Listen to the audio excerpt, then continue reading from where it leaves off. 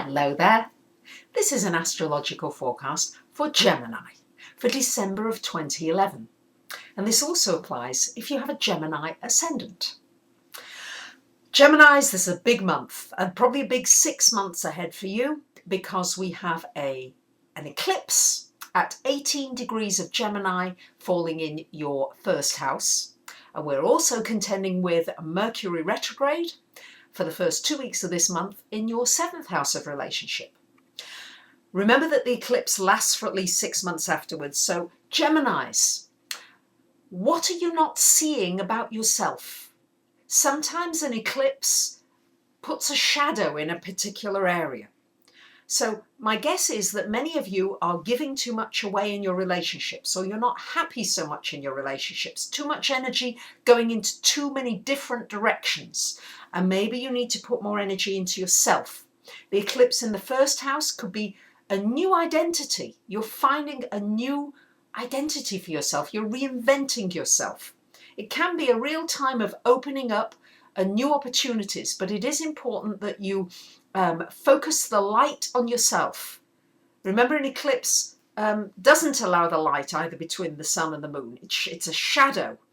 So you need to unveil the shadow over you. Maybe many of you have been feeling blocked or in limbo, or that your life hasn't been moving forward. This eclipse will push you forward. That's what eclipses do. They accelerate the movement in your life, and at least you know where it's going to be happening. And especially if you have a sun in Gemini that is around the 18 degrees, give or take 5 degrees, it'll be powerfully affecting you, or anybody who has planets at 18 degrees. They will be powerfully affected by this particular eclipse in Gemini. For you, your communications will be affected. Travel may be affected. You certainly need to be reflecting on how you are in relationships. Are you too scattered? Do you need to focus more? Are the people in your life satisfying enough for you on a mental level? Are you communicating clearly enough? Are you hearing what other people are wanting in your life? Are you appreciating the people in your life enough? Are you appreciating yourself? These are all going to be big issues coming up for you, Geminis. It's really quite a big time for you, yourself, your identity, and who you are in your relationships. And you may well have a complete makeover during this time. You may well present yourself completely differently, dress differently, have your hair differently. Everything may well change due to the effect of this eclipse. And for many of you, it may be long awaited. So it could be, in many ways, a very good thing for you. We've got Mars in your 4th house all month, so a good time to put energy into family, into home. You might be traveling. If you can help it, try to make your travel plans after the 14th of the month when Mercury goes direct. It's probably just going to be that bit easier, although I have to say that even the energies of an eclipse are probably going to change plans. I'm expecting some world issues to be happening during November and December during these very powerful eclipses and the Mercury retrograde. So I think we're going to see some interesting things happening in the world, and you will be affected by them in one way or another.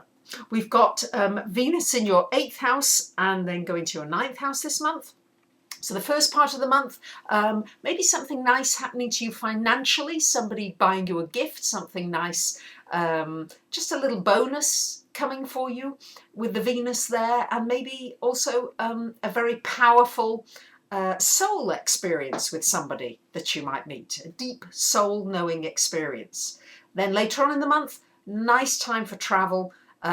We've got the Venus later in the month conjunct to Neptune, so a little bit of dreaming going on about where you might want to travel, but it might not be a reality that's going to happen, and not the very best time for making really good judgment calls about financial issues during that very last week of the month for you.